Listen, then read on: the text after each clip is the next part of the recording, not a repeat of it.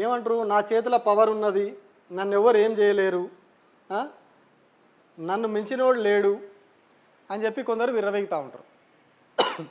అధికారులలో కావచ్చు, పాలకులలో కావచ్చు, నేను పవర్ఫుల్, నేను ఇట్లా ఒక సంతకం పెడితే మొత్తం ఉద్యోగాలు పోతాయి మీ అని చెప్పి విర్రవీగేటోళ్ళు ఉంటారు. అందులో ఈ మధ్య కాలంలో ఇక బాగా ప్రాచుర్యంలోకి వచ్చిన వ్యక్తి ఈయన ఐడియా ఉండే ఉంటుంది మీకు, పెద్ద మనిషి, సిరిసిల్ల జిల్లా కలెక్టర్ సందీప్ జా. ఈయనదో ఇంకో ఫోటో చూపిస్తాం మీకు. ఇగో కనిపించండి ఆ మనిషి, ఇగో ఈయన, ఆ మనిషి ఆయననే. అది కోర్టు, హైకోర్టు, అది హైకోర్టు లోపట. ఎందుకు నిలబడ్డాడు మరి అక్కడ? కలెక్టర్ కదా, కోర్టులకు పోయినప్పుడు కొంచెం ఉంటుంది కదా రెస్పెక్ట్, అది చేయాలి కదా. అంటే ఆయన చేసిన పని అసలు ఉంటుంది. ఒక ఆమె భూమికి పరిహారం రావాలని చెప్పి కోర్టు దాగపోయింది, పరిహారం ఇవ్వకపోతే అధికారులు. ఆమె కోర్టు దాగపోయి కొట్లాడి అని కోర్టుకు డాక్యుమెంట్లు సమర్పించి అక్కడి నుంచి హైకోర్టు నుంచి ఆర్డర్స్ తెచ్చుకొని అవి తీసుకొని అధికారుల దగ్గరికి పోయి నాకు పరిహారం రావాలి, కోర్టు ఆర్డర్స్ ఇచ్చింది, నా పరిహారం ఇరి అని చెప్పి ఆమె అడిగింది.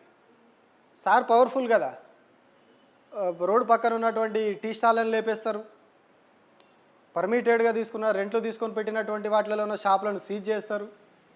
అంటే పవర్ఫుల్. ఎట్లా అది మన ఏదో సినిమాల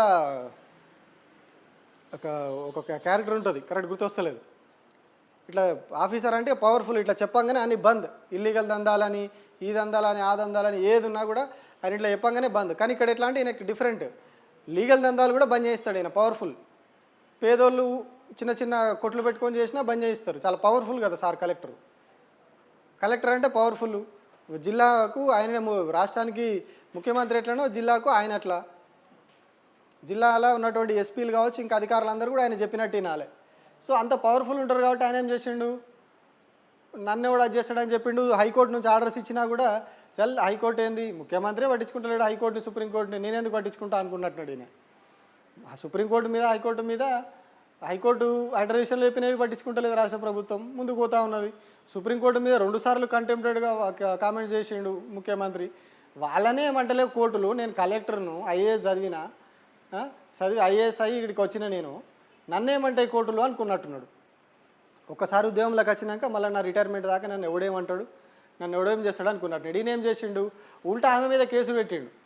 ఆమె తప్పు డాక్యుమెంట్లు పెట్టింది, అది చేసింది, ఇది చేసిందని డబ్బులు పరిహారం ఇవ్వాల్సింది పోగా ఆమె మీద ఉల్టా కేసు పెట్టిండు. ఉల్టా కేసు పెట్టి ఆమెను అరెస్ట్ చేయమని ఆర్డర్స్ కూడా ఇచ్చిండు. స్వయంగా ఈయననే ఆర్డర్స్ ఇచ్చిండట ఆ మహిళను అరెస్ట్ చేయమని.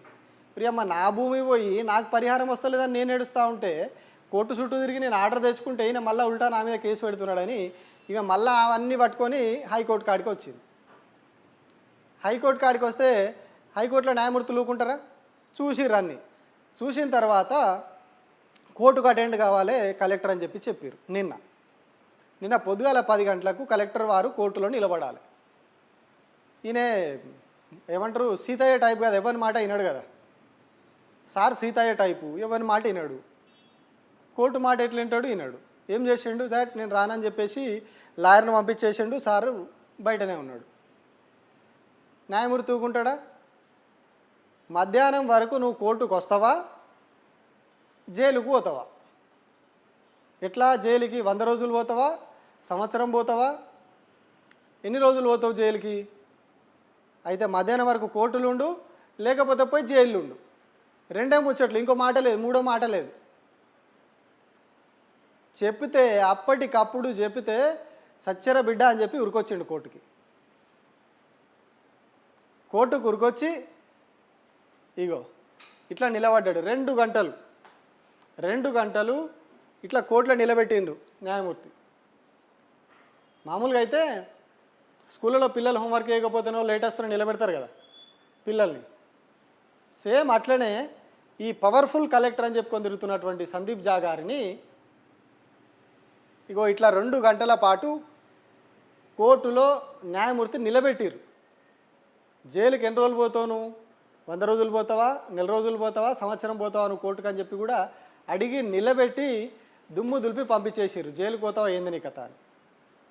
అంటే చేతుల పవర్ ఉందని విర్రవీగి పేదోని టీ స్టాల్ కూలగొట్టి ఇంకొక పేదోని చిన్న షాప్ ఉంటే దానికి లాకేసి పాల కేంద్రాన్ని సీజ్ చేసి వేరే పార్టీ వాళ్ళే ప్రతిపక్ష పార్టీ వాళ్ళే అని చెప్పి పాల కేంద్రాన్ని సీజ్ చేసి వందల వేల మంది రైతులను రోడ్డు మీద పడేసి పాటి రైతులను అతలాకుతలం 10 రోజులల్లో సిరిసిల్ల మొత్తం అతలాకుతలం ఆగం అంగడి చేసి ఉసురుట్టిగానే పోతుందా? వాళ్ళ రైతులను ఎంత వాళ్ళు పాలేం దాచిపెట్టుకోవడానికి వాళ్ళ దగ్గర కోల్డ్ స్టోరేజ్లు ఉండే కదా రైతుల దగ్గర. ఆ రోజు అంతా కూడా ఆగమాగమయ్యారు రైతులు పాపం అక్కడ. వాళ్ళకి దాని మీద వస్తే నెలకు 10,000 15,000 వస్తే వాటి మీద బతుకుతారు వాళ్ళు. ఎంత ఆగం చేసిండు ఆ రోజైనా అక్కడ. ఇట్లా కోర్టు ఇచ్చినటువంటి ఆర్డర్లను కూడా ఉల్లంఘిస్తే వచ్చి లాస్ట్కి ఇట్లా పవర్ఫుల్ అని చెప్పుకునేట ఆయనే ఇట్లా పవర్లెస్గా ఇట్లా చేతులు వెనుకకు పెట్టుకొని ఒక ముద్దాయిలాగా ఇట్లా నిలబడాల్సి వచ్చింది కోర్టులో.